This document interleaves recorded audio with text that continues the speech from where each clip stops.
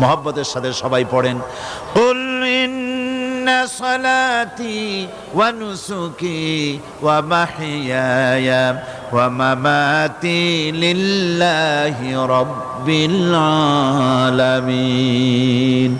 বলো আমার নামাজ, বলো আমার নামাজ, আমার কোরবানি, আমার হায়াত, আমার মত সবকিছুই আল্লাহ রব্বুল আলামিনের জন্য নিবেদিত।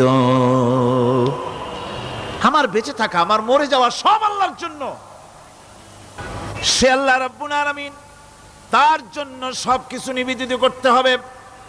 আল্লাহ পাকের গোলাম আমাদের বানিয়েছেন, আল্লাহ আমাদের গোলামি করা লাগবে। আর গোলামির নমুনা যাকাত দিয়া, হজ দিয়া, দান দিয়া, সদকা দিয়া, কোন জিনিস দিয়ে নামাজের মতো গোলামির উৎকৃষ্ট প্রমাণ বা নমুনা আর কিছুতে নাই।